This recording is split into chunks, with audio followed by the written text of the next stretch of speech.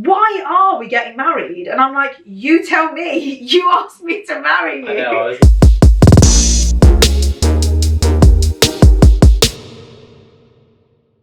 Hello everybody, welcome back to our channel. This is Property Couple. I'm Leah. And I'm AK. And this is our channel where we document running our property business and all things working together as a couple. So today we wanted to do a little video just doing an update on what it's been like working together for the past, well, just month or so. I think the last time we did a check-in was probably over a month now. So yeah, just wanted to chat to you guys about some of the pros and cons of working together as a couple and let the conversation flow, really. Yeah, I mean, let's definitely start with the cons because there's no pros. So I just realised I'm not wearing my ring in this video, which is not intentional, and I know people will read into that. It's just because I came out of the shower and I don't normally put my ring on like when I'm doing chores around the house, but I know that people will read into that in the video, so also don't read into that. What's amazing is, like, why don't guys get an engagement ring but women get an engagement ring? I don't know. To me, no one would know if I was engaged or not. They've but got to no idea. Women are, it's like, oh no, she's engaged. She's taken. Yeah, you're right, it's so backwards. You know what I mean? And so is, when you think about it, taking a name. I know this is a huge tangent, but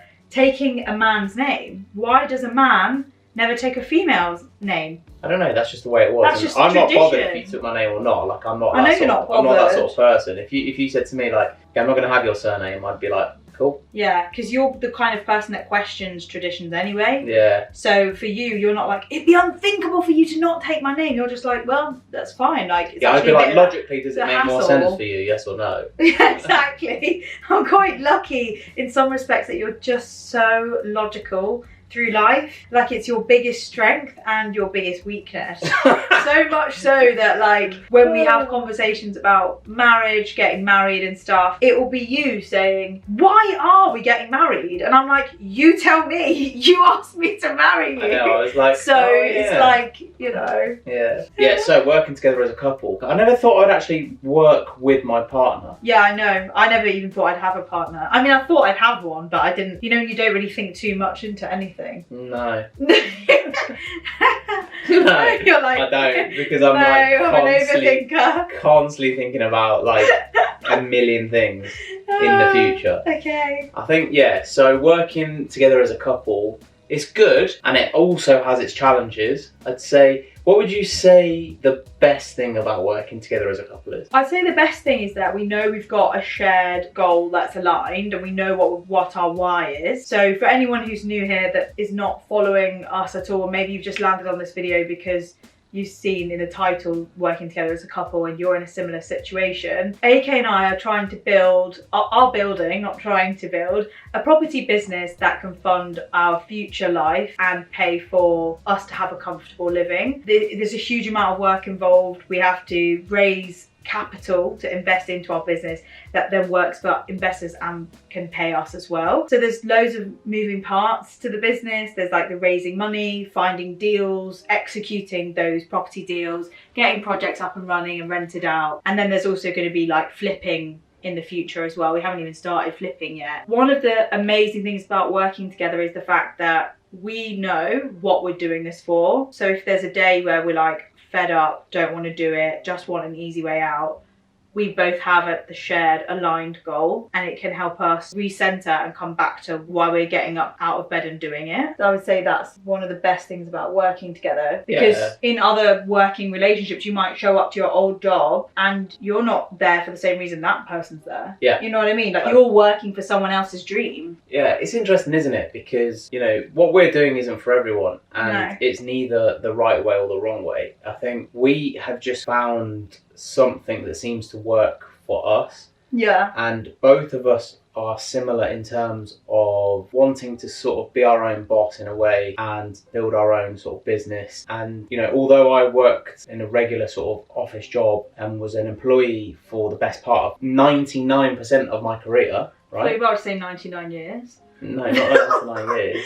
Like, yeah, the majority of your adult career. Yeah, I know. For me, I always sort of had an issue with that deep down. It just didn't feel like it was me. Working for someone else. Yeah, it was because that's all I knew. And it's because it's kind of, it was all I knew and all I thought was possible. Yeah, and I think just facing the facing the fear of, you know, taking a different approach is quite a difficult thing to do.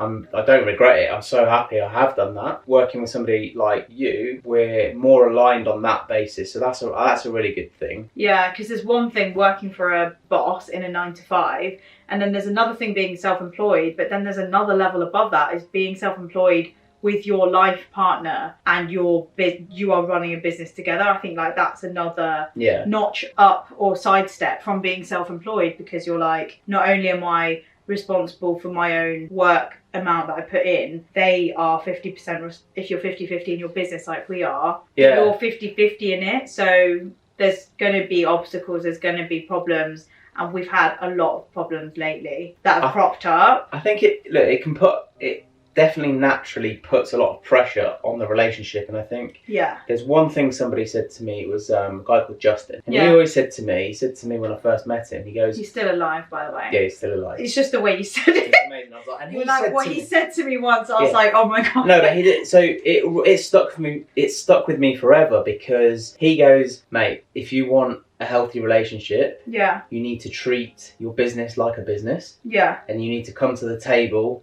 you know, like a business meeting, and treat it like a business meeting. But in your personal life, you need to treat it like your personal life. And I think I do struggle with separating the two. And I feel like that's probably one of the more difficult parts of it, is just separating the two, because it's not like you go to work, you leave the house, you go to an office, you come back and you've left everything at the door.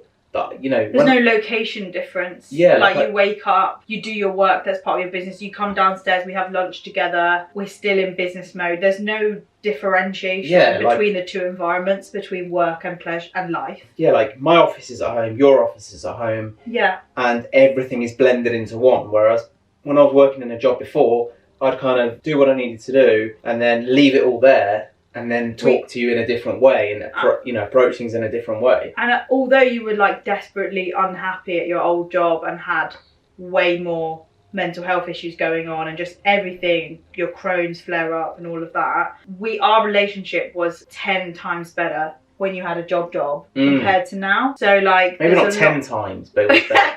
Okay, like it was better in terms of it was like healthier relationship. Maybe that was due to the fact that this was before coronavirus. We had date nights, we did stuff, we made time for friends, we made time for things. And as soon as you get a business, you get more responsibilities and more to-do lists and this never-ending list of stuff that needs to be done. And I think that it's not just like you've parked your old job at the side, you've got other commitments, and you've fully immersed yourself into Property Couple. And I feel like for me, I've added Property Couple to a list of my other jobs that I do in life. I have struggled to give as much as I want to give to Property Couple, and I know that there's ways around that, but it is taking a strain on both the relationship and the business. Well, Property Couple's not the only thing I do, but I know you've got Property Couple. I know what you're saying. You've got two other sources of income.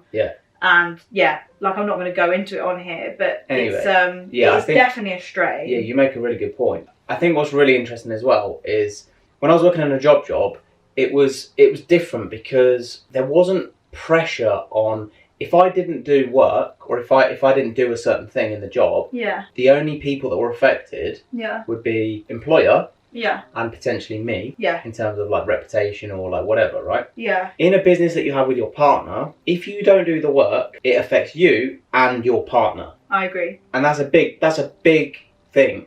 Because you care about them. We're trying to build a certain type of life. If I don't do X, my brain works like this. If I don't do X, that affects Leah, that affects me, that affects my future, that affects, So there's definitely a lot more responsibility, I find. Which is good, because you can take control. So the more you do, the more you get out of it. But also it can work the other way. So true. So I think like just in terms of us trying to, if someone else is watching this and they are in a similar, they're running a business or they're starting a business with their partner, what things are we doing to try and fix some of these niggles we're having? Like what we did this morning, we initiated like let's go over all the roles and responsibilities of the business and just allocate the roles again, because you got this level of assumption. I naturally do certain things, you naturally go towards certain things, and those things maybe have not been allocated. Like, I might talk more to the accountant and you might talk more to our investors. Do you know what I mean? So there's going to be roles and responsibilities in every business, and it's helpful to sit down and say, so you're doing that, yeah? And then the other one's like, yeah, I'm doing that. Yeah, and I think that I hate like letting people down, but I also hate letting myself down. I don't like letting anybody down, including myself. Yeah. And I think if you are responsible for something, that helps. That helps me anyway, as a motivator. Yeah. But I think you made a really good point. Is like, we just revisited that roles and responsibilities this morning. I think that's an easy fix. Like, that's a very logical, easy fix. Yeah. I think the thing that's a bit more challenging, well, not challenging, but I feel like this is so open and honest, by the way. Yeah, and I feel like this is helping, even just talking about it again out loud. And I feel like that one of the things that we're missing a lot at the moment, and actually because we left where we used to live before, it has changed our current environment. Yeah. Because at the moment, in terms of where we're living and stuff, we need to get into the habit of doing things like date night and actually penciling time in to do things together. And I think it's doing things more regularly, but also celebrating like wins. Yeah. We don't celebrate enough. Like, I think the day we completed on our latest project, when we got the keys, as in the solicitor said, it's complete, this project's over the line. I don't think we even went oh, well done, we've bought it, just carried on as normal. So yeah, I think celebrating the wins, making sure, one of the worst things is putting things in the calendar. It's just not my strength, it never has been. So basically I need to put things in the calendar and grab Atch and say, can you film next Tuesday? We need to film 4 videos. So revisiting that this morning, and you just saying to me you need to make sure you're telling me what I need to do. That's been helpful to go over again, because if not, it will just slip. Because it's not just an offline business. We're choosing to put this business on the internet. We're choosing to share this journey. Yeah. And if we don't carry on sharing that, then the momentum of this will go. I take it for granted that, things like scheduling and, being like, when's this happening? When's the deadline for this? When do we expect this? That just comes more naturally. And I don't know if that's just a natural thing, or if because that's how, the corporate world works or whatever. This must be your corporate / the way you are. And so, but that's crucial for any business to work, right? Yeah. Any business to work. And there's only 2 of us, so it's not like there's a massive, huge operation. It's just us. Sometimes I speak to my friends that are also freelance in similar, but all working in YouTube or in digital, so making content for Instagram, YouTube, TikTok, stuff like that. They really benefit from somebody holding them accountable. So their manager, for instance, texting them saying, your video for insert brand name here is due this day, make sure you film it. And because we're all our own boss, we're all our own brand, it's almost like we know our deadlines, but it really helps to have someone else say it to us, because we've only ever been a one-man band, or in my case never ever. I've done odd jobs for other people. I've never been someone's employee, apart from when I worked for this guy who had a company, and it was such low maintenance tasks, just admin stuff. Used to do a bit of cleaning for him as well. It was just so small that I always kept the responsibility level really low and just focused on my own businesses. That's a big one. I think if we can crack this, if we can crack working together, then I don't think there's many other things we'll not be able to crack. Yeah, because if you think about it, most couples will have to work together in any aspect. It's just that those aspects don't involve making money. So working together to keep the home, having equal responsibilities for cleaning up, dishwasher. We've got all the house jobs pretty much down, and life admin, and who's in control of the joint calendar, and who's initiating, and whose mother-in-law are we hanging out with that weekend. And there's an element where every couple have to work together in some way in their relationship. But when you add a business into that as well, an actual thing that's providing money for your future, there's this extra level of pressure, and there's an extra level of expectation, and there's more opportunities for disappointment, resentment, and feel let down, or to be feeling like you're inadequate. I feel all of those things every week. It's just a lot, and it's no one's, it's not about pointing the finger or saying like you're to blame for this. Just about, I think for me it's like a huge, like it's a very grown-up place to be in. Okay, I used to think when I was 18 that like this is the most grown-up I'd feel, but now I'm 29, I'm like, no, I'm like, these problems are grown-up problems now. Do you know what I mean? And I think we haven't even, these aren't even the worst problems we've got. I think the moment anyone's lucky enough to have a child, then you really grow up. Then looking after another human being becomes like the next level of responsibility, which is like another topic, another conversation. Yeah, exactly. And it's not even like we're going to be taking the middle ground first and getting a pet. There's probably going to be no like practice by getting a dog. That's amazing. If we got a pet, what would we get? I don't identify with pets. But you just get something that's so low maintenance, like a tortoise. A hamster. No, I just can't. I could just about keep plants alive. So a stick insect. I remember my cousin had a stick insect as a pet, and she was like, "Do you want to come and see my stick insect?" And I was like, "Okay." And then I went to look at it, and I'm like, "Where is it?" And they're really hard to find. Oh my God, and then like they've got a cat as well, and then like the cat ate the stick insect. Oh my gosh! But honestly, like it's amazing. Who has a stick insect as a pet? A stick insect. It looks like a stick. That's iconic. I don't even know what they look like. I feel like I've seen them like. It's low maintenance. That's for sure. Imagine us getting a stick insect. But anyway, it's a good point. It's a good point. Yeah. So this next chapter of life, even though, like you say, we're not even at the capacity yet of most people that.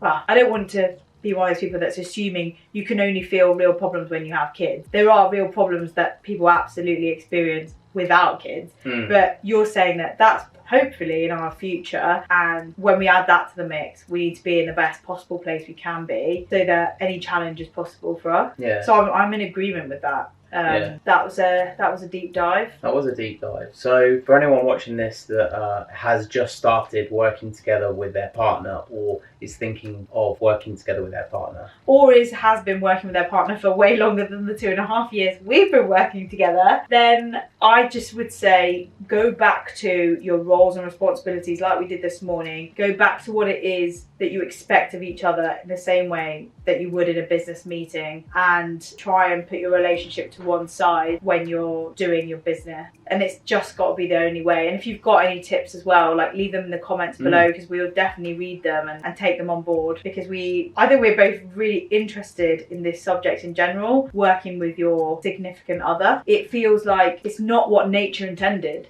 But I read a statistic the other day, like 22% of couples have a business together. And I don't know if it was US specific or if it was everywhere. But I just found that actually 22% of couples having a business, that's quite a lot. Yeah. Isn't it really? It's quite a lot. Yeah. It's a lot of people that are having to work together as colleagues and then also put that to one side and have a relationship outside of that's working. That's my thoughts on the matter. Yeah, I like that. Yeah, I like it. Picasso. I like it. Picasso. And we are off the cinema tonight because it's date night and we're trying to put things in the diary, so yay for us. Please subscribe if you're not already subscribed. We post videos every single week, and we've also got a TikTok page and an Instagram page. All the links are in the description below, and we'll see you in the next video. Thanks everyone. See ya. Bye.